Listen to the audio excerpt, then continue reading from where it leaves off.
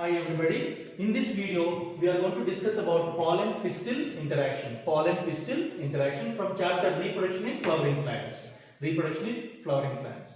Here, pollen pistil interaction. Before we talk about this, we also should know first the simple word, the pollination, which we already discussed. What is pollination? It is the transfer of pollen grains. It is the transfer of pollen grains from anther to the stigma. From anther to the stigma of a flower. But here we have to remember that pollination, the pollen grains that are falling on the stigma, okay, all the pollen grains that are falling on the stigma may not be the right type, which means there may be many other different types of pollen grains, other types of pollen grains which also fall on the stigma. It may not be belong to the same species. It may not be the pollen grains that are falling on the stigma may not be of the same species. So pollination does not guarantee the transfer of right type of pollens. Pollination does not guarantee the right type of pollination transfer. So there is no guarantee that compulsorily the same type of pollen grains will be falling on the stigma of the same species. So based on that, we can come across that there are three different types of pollen grains may be falling on the stigma. One, we can say compatible. One, we can say it as compatible. Here, compatible means right type. Compatible means right type. That which will be useful or which will be involved. That these pollen grains will be going for fertilization, will be involved in the process of fertilization. So, compatible, the first type of pollen grains. The second type of pollen grains we can say them as incompatible. Incompatible means what? Wrong type of pollen grains. And the third type of pollen grains can be self-incompatible. This is also what? It is also wrong type only. Only, but this type self-incompatible is based upon the genetically we are going to discuss that. So here we should remember there are chances that different types of pollen grains will be falling on the stigma. So that's why what we are saying, all the types of pollen grains that are transferred onto the stigma do not guarantee pollination. What is that? So first one we are saying it as compatible. Compatible means what? Right type we said. Right type means it is these pollen grains which will be involved in the process of fertilization, forming a pollen tube. So let us say that this one, the first one, as the compatible one.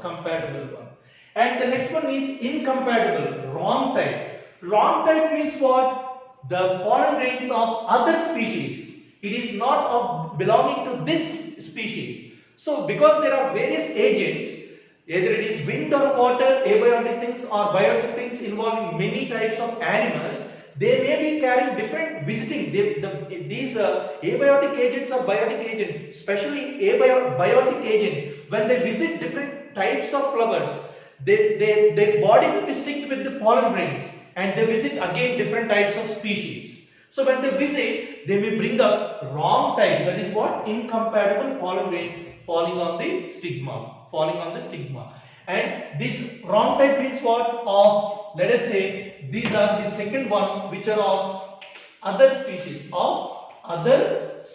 Let us say that these are totally of other species. There is no choice of these pollen grains to germinate, pollen germination and pollen tube to form at all. And the next one is, the third type is called as the self-incompatible.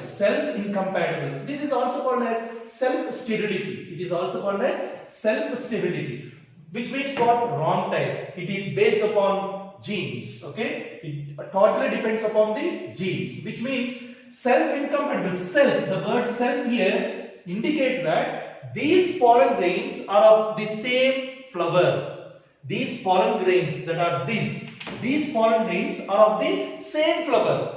But what this flower is doing, it is not promoting the self-pollination. It will not allow these pollen grains to germinate and form the pollen tube. So that is called as what? Self-incompatible. It is totally under the control of genes that are present in that flower or in that plant, which will not allow its own pollen grains to germinate and fertilize the egg that is there present in the ovary or in the ovule we say, or otherwise embryo sac consisting the egg. So here we have to remember that pollination do not guarantee the transfer of right type of pollen grains. Pollination do not guarantee the right type of transfer of pollen grains. Okay, so here, which means that there may be any type of pollen grain that will be falling on the stigma, but here which one will be germinating? Which one will be germinating and entering into the ovule is the question now. Okay, so which one we said it is the compatible one. We already said it is the right type we are calling it as. So right type of pollen grains will enter into the ovule, to fertilize the egg. So here it is now the pistil, when it is interacting with the pollen grains that are falling. Okay, the continuous dialogue, the continuous interaction between the pistil and the pollen grain makes the identification of whether it is compatible, incompatible or self-incompatible. So that's what we are calling it as pollen-pistil interaction, or it is the pistil which is having the ability. Pistil, this is the pistil now. Pistil is having the ability to identify the compatible ones, means right type of pollen grains. So it makes the pollen grain to germinate and produce the pollen tube, carry the male gametes to enter into the ovule and fertilize the egg that is present in the embryo sac. So we have to remember that it is the pistil which is having the ability to identify whether that pollen grain that is falling on the stigma is right type or wrong type, or it is wrong type when we are saying including self-incompatible. So here we should remember, the first point is that we have to remember is that pistil is having the ability to identify the compatible pollen grains. Once it identifies, this process leads to post-fertilization events. So once it identified, the pistil identifies the pollen grains. It is interacting with the pollen grains continuously. So once it identifies, it leads to what? Post-fertilization events. Okay, post-pollination events. What are those post-pollination events? That is leading to fertilization. So here, what we have to remember is that when the pistil is interacting continuously with the pollen grains, it leads to post-pollination events. That leads to fertilization. And what if they are wrong type? We are saying that they are incompatible or self-incompatible. If it is incompatible or self-incompatible, what will happen to these two types? They will be stopped. They will be rejected. They are not accepted. They are rejected, which means there will be no formation in these two. There will be no formation of the pollen germination. There is no formation of the pollen germination and also pollen tube. Okay, pollen tube will also not form in the incompatible and self-incompatible conditions. When the pollen grains are rejected, they will not grow. Here if you are seeing, it is completely from other species, so it will not germinate at all. And if it is self-incompatible, even if it is germinating, even though it is producing the pollen tube, at certain period of time, it may be completely, totally destroyed. So this continuous dialogue between the pollen grains and the pistil is under the control of various types of components, means chemicals. There may be different types of chemicals that will be always interacting between these two. Which one is the right type, which one is the wrong type, it will be under the control of various types of components, which means different types of chemicals that are being identified by the botanists who are discovering and doing research on this to identify what are those different types of chemicals which are helping in pollen pistil interaction. Pollen pistil interaction. So we said that here the right type of pollen grains will be germinating and producing the pollen tube. The right type of pollen grains will be germinating on the stigma and produces the pollen tube carrying the male gametes. So how this process will be taking place? How this process is taking place? As we all know that when we take a pollen grain, okay, if you are taking the pollen grain, once this pollen grain falls on the stigma, when the pollen grain falls on the stigma, here we should know few points regarding the pollen grain. We already know that pollen grain is of two layers. It is of two layers, we say. So suppose it is having the outer wall and also the inner wall. So what is the outer wall and inner wall called as? The outer wall is called as the exine, we are calling it as, and the inner wall is called as intine. Exine and intine. These two are the walls of the pollen grain. Walls of the pollen grain. Inside the pollen grain, there will be two cells. There will be two cells. One is very big cell.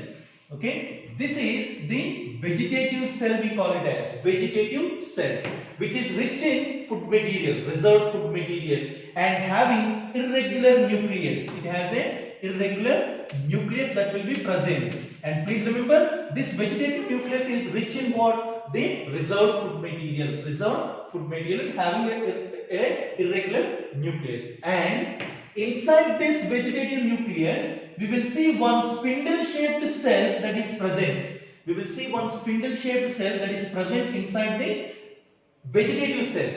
This cell is nothing but the generative cell, we are calling it as. This cell is called as what? The generative cell. It is called as the generative cell, having the nucleus. Now it is in spindle shape. So this cell is in what shape? This cell is in spindle shape. This is in spindle shaped in form. Okay, in shape. Now this is the pollen grain now. So this pollen grain, wherever there is no exine. See, if you are seeing here, so as we said that this is the pollen grain, here is the exine, and here and there is no exine. There is a small thin wall exposed of what? The intine wall. Means the exine is not continuous. So this area where there is no exine is called as what? The germ pore, we are calling it as. The germ pore. Otherwise we can say here only it is called as what? The germ pore. So what is this germ pore? It is the place. Germ pore is the place where there is no what? Exine. It is only having the thin wall called as what? The intine. So when these pollen grains, we are talking about the compatible pollen grains, right type of pollen grains. Okay, so when this pollen grain falls here, the right type of pollen grain which will be producing the pollen tube when it undergoes germination. So the right type of pollen grain, as soon as it falls on the stigma, so suppose if this is the stigma, let us say that this is the stigma now. So once this pollen grain falls here, there are some points that we have to keep in mind here. As soon as this pollen grain falls on the stigma, this stigma will be producing or will also contains what? Water. It also contains sugars. Okay, it also contains sugars or organic acids. Okay, organic acids we say. Organic acids. So because of this, now what happens is that this pollen grain will absorb. Okay, the pollen grains that are falling on the stigma now absorbs this water and even the sugars or the organic acids and starts enlarge in size. They will be bulged in size. So we already said that pollen grain is of two walls, exine and intine. So when it is expanding, the inner wall that is called as the intine, where it is exposed through an opening called as what?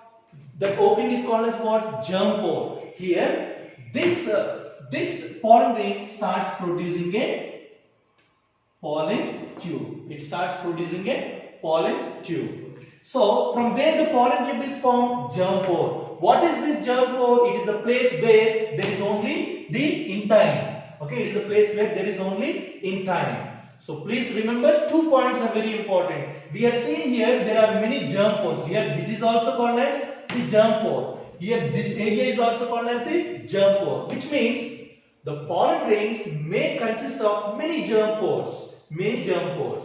But most of the times, it is through one germ pore only the pollen tube will be formed. It is only through one germ pore the pollen tube will be formed. If it is formed from only one germ pore, it is called as monosiphonous. It is called as monosiphonous.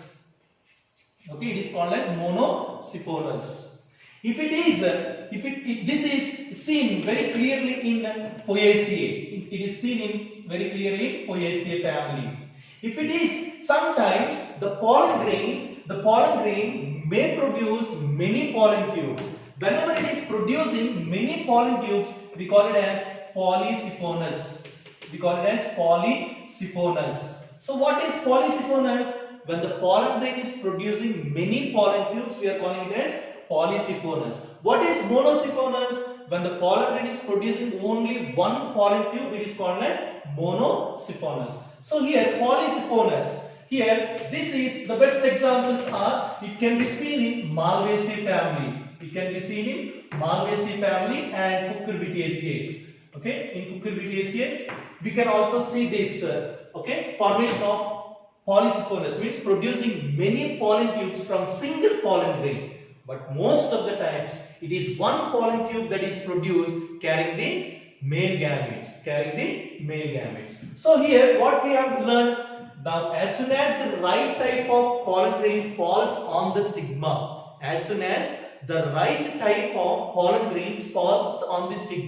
it starts germinating and produces a pollen tube. If it is wrong type, if it is of other species, totally it will be rejected. If it is of the same type, okay, self-incompatible we are saying, it may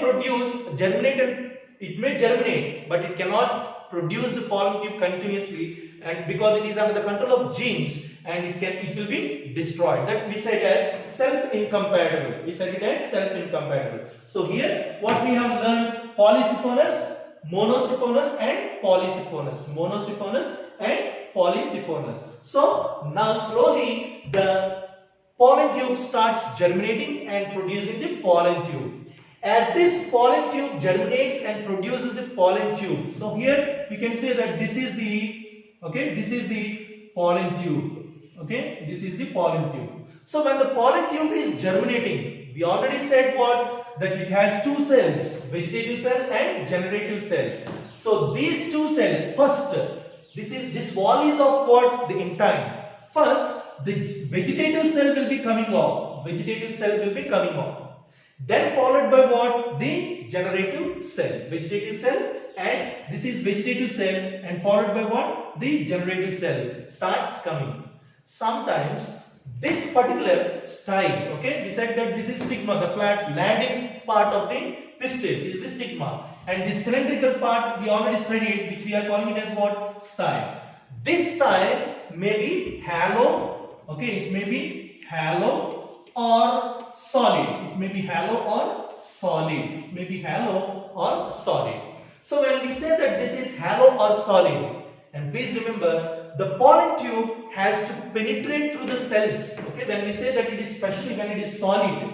Now, whenever we say that the style is solid, it is consisting of parenchymatous cells. Okay, it is consisting of this region. Okay, this region consists of parenchyma cells. Okay, parenchyma cells. So these cells are packed together, and through which now what should generate? What should now move on? It is the pollen tube. It has to move on, and please remember, this pollen tube will release some enzymes.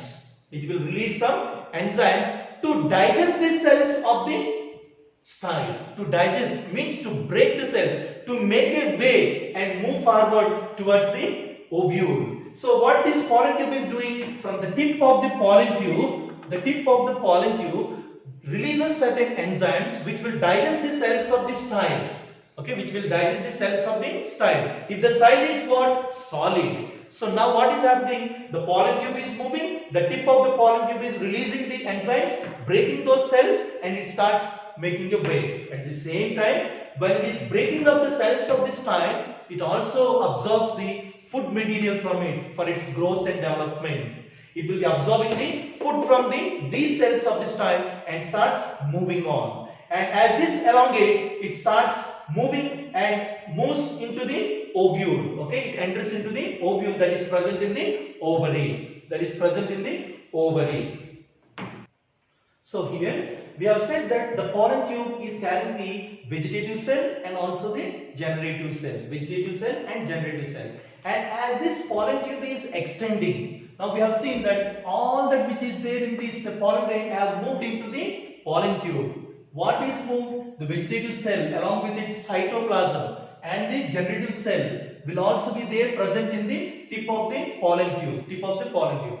As it is moving, we should keep in mind that continuously as this pollen tube is elongating. Okay. In the next stage, let us say now if this is the same thing. If the pollen tube is now elongated, here and there at some points there will be one plug that is formed. We call this plug as a callus plug. Okay, we call it as callus plug. What is this callus plug? What is the function of this callus plug? This callus plug that is formed will not allow the vegetative cell or the contents of the vegetative cell and generative cell to be pushed back. All the content of this cell, the pollen grain, will be there present at the tip of the pollen tube. They will not be scattered throughout the cell or throughout the pollen tube. They will be at the tip of the pollen tube. How it is maintained? It will be forming callus plug. As this pollen grain, some more, as it is increasing in length, okay, as it is increasing in length, here again there will be the callus plug that will be formed. Keeping in the generative cell and vegetative cell at the tip of the pollen tube, at the tip of the pollen tube.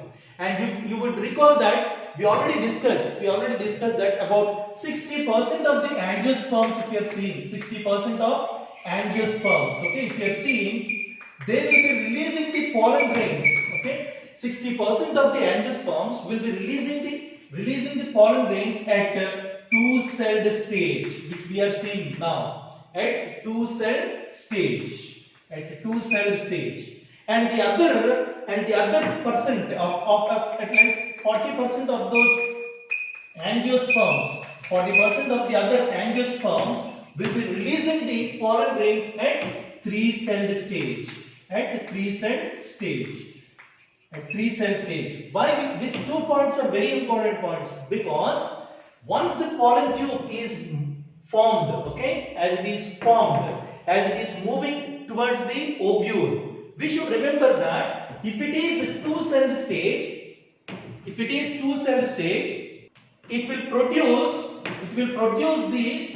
change into 3 cells. Means here, if you are looking at the generative cell, okay, that generative cell that is there here, say suppose if this is the pollen tube, here is what vegetative cell we are saying, here is what generative cell, this is what now two-cell stage. That is two-cell stage. But as the pollen tube is formed, reaching the ovule, during that period of time, during that process, that generative cell will undergo mitotic division. The generative cell will undergo mitotic division. And divides into 2 nuclei. It divides into 2 nuclei, we say. And what is the other one? It is the generative cell. And here are 2 now. Actually, we said how many are there? 1 generative cell and 1 vegetative cell. But here what we are again saying, there are 2 cells here now. When this will be seen, when the pollen tube is germinating, then the generative cell divides into 2 by mitosis. But in some other plants, say suppose now the other 40% of the angiosperms will be showing 3-cell stage. These are all 3 cells now. which are already present in the pollen grain, which are already present in the pollen grain, we say. Okay, there are 3 cells now. Okay, generative vegetative cell and 2 of the male gametes. Already there will be 3 cells that will be formed before the pollen tube is germinating on the stigma or into the style. But most of the cases we have to remember that the 60% of the angiosperms will be released in the pollen grains at 2 cell stage, and when the pollen tube is formed, inside the pollen tube, that generative cell will divide by mitosis and forms 2 cells.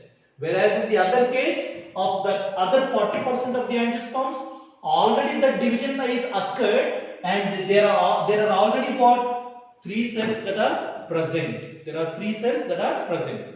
Now this pollen tube reaches to what now? The ovule. Reaches the ovule to enter into the ovule. To enter into the ovule. So now this pollen tube is having how many cells now? It is having 3 cells, we say. One is the vegetative cell. The other 2 are the 2 male gametes, we say. 2 male gametes. And as it moves here, it is having cytoplasm of the vegetative cell. And as it moves here at the tip, where is now the pollen tube that is present? It is present at the micropyle region of the ovule. This is the common region that we talk about. The pollen tube will be entering into the ovule through what? Micropyle. It will be entering into the ovule through what? Micropyle. But otherwise, there are 3 ways. There are 3 ways through which the pollen tube can enter into the ovule. There are 3 ways through which the pollen tube can enter into ovule. So we are saying that the pollen tube that grows and develops through the stigma, style, reaches the ovary and enters into the ovule. This is the ovary and this is the ovule at the center. So as it enters into the ovule, mostly this pollen tube enters through the micropyle region. But otherwise, there are various ways the pollen tube may enter into the ovule. So we can see here that when the pollen tube, if this is the pollen tube, okay, when the pollen tube enters through the micropyle region, when the pollen tube enters into the ovule through the micropyle region, we call it as porogamy. We call it as porogamy. So what is porogamy? When the pollen tube is entering into the ovule through the micropyle region, we are calling it as the porogamy. This is a common one. But otherwise, there are also some other ways the pollen tube may enter inside into the ovule. See here, we know that when we draw the ovule, this region of the ovule, we call it as what? Chalaza. Okay, the basal part of the ovule. The basal part of the ovule is chalaza. So sometimes when the pollen tube grows, it may enter through the chalaza region also. It may enter through the chalaza region into the ovule. So when the pollen tube is entering through the chalaza region, okay, through the chalaza region, and then comes and reaches this region where there is egg, we call this as what? Chalazogamy. Chalazogamy. Here the word itself tells us to keep it in our mind. So if the pollen tube is entering through the chalaza region, it is called as what? Chalazogamy. We are calling it as chalazogamy. So here the pollen tube enters through the chalaza region. And the third one is called as mesogamy. The third one, let us say C. It is called as mesogamy. So what happens? How the pollen tube enters into the ovule in the case of mesogamy? In the case of mesogamy, the pollen tube may enter. What are these? These are the integuments. These are the integuments. So the pollen tube may enter into the ovule through the integuments, crossing outer integument and inner integument. So when it is entering through the integuments, we call it as what? Mesogamy. Otherwise, it is also the pollen tube may enter through the funicle region, funiculus. When the pollen tube is entering through the funiculus also, we call it as what? Mesogamy. So there are 3 ways through which the pollen tube may enter into the ovule. One is called as what? Porogamy. So in case of porogamy, what happens? The pollen tube enters through the micropyle region. Second one is what? Chalazogamy. when the pollen tube is entering through the chalazal region, the basal part of the ovule. The third one is what? Mesogamy, when the pollen tube is entering through the integuments of the ovule or through the funiculus of the ovule, we call it as what? Mesogamy. So in all these three ways, the pollen tube can enter into the ovule. So we studied that the pollen tube will be entering into the ovule in three ways. One is what? Porogamy. Then the other one is what? Chalazogamy. And the other one is mesogamy. So here the best examples that are undergoing through the pollen tube entering into the ovule through the micropyle region is porogamy, we said. The best example is what? Lily. So in lily, the pollen tube will be entering through the micropyle region. And in the chalazogamy means what we said? When the pollen tube is entering through the chalazal region, the basal part of the ovule. When the pollen tube is entering through the chalazal region, we are calling it as chalazogamy. Best example is what? Casuarina. And mesogamy. Mesogamy means what? When the pollen tube is entering either through the integuments or the funiculus of the ovule.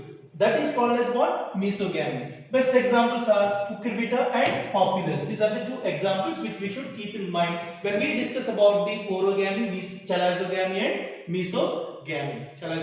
mesogamy. So we said that the pollen grain that is falling on the stigma germinates and the pollen tube extends, elongates and reaches to the ovule, to enter into the ovule where there is egg inside the embryo sac, So this pollen tube is bringing what cells? The vegetative nucleus, the generative nucleus. Two male gametes are brought. As soon as the pollen tube reaches the micropyle region, the vegetative nucleus disappears. Leaving behind two male gametes. There will be two male gametes that will be there.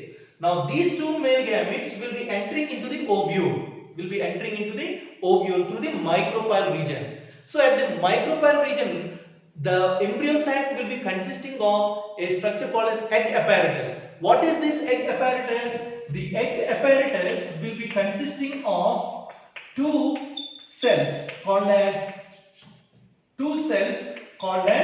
synergids. They are called as synergids.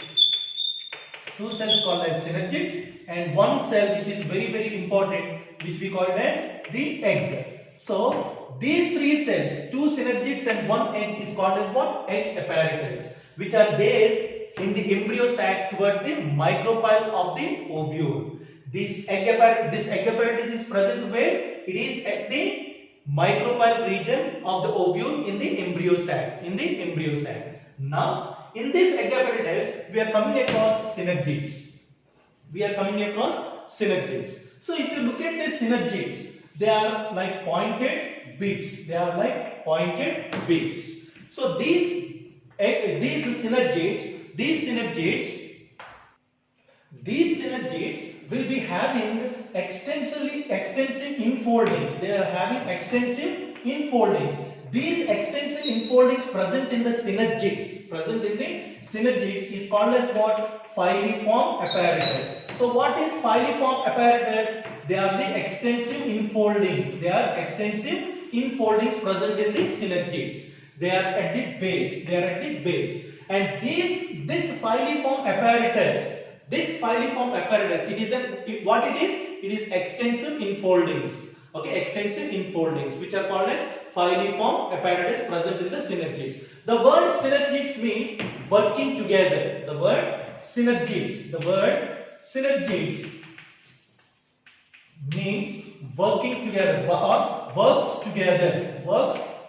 This is the meaning of the word synergids, works together. So they are having what? Filiform apparatus. It is a highly folded wall that is there. It is called as filiform apparatus. Please remember, this filiform apparatus is under the formation of the filiform apparatus is under the control of genes, where the genes will be producing one protein called as MYB98 protein. This will be helping in formation of the filiform apparatus. Helps in formation of the filiform apparatus. So what is the function of this filiform apparatus? It helps in attracting the pollen tube. It helps in attracting the pollen tube towards the egg. So here in this diagrams we can see very clearly. Now this is highly viewed diagram showing how the pollen tube. This is what the pollen tube. This is the pollen tube. The pollen tube is entering through the micropyle region. The pollen tube is entering through the micropyle region. How it is entering means it is crossing what? Filiform apparatus of what? Synergids. There will be egg here. This is the egg. And these three together, what we said? We call it as egg apparatus. So now see here. When the pollen tube enters, the male gametes will be attracted to enter into one of the synergids. This is very important point. They are not directly fusing with the egg. To enter inside into the embryo sac where there is egg, they are attracted by the filiform apparatus. It is believed that the filiform apparatus will be producing some chemicals to attract this pollen tube. So the pollen tube is attracted towards the synergids. Which are consisting of filiform apparatus.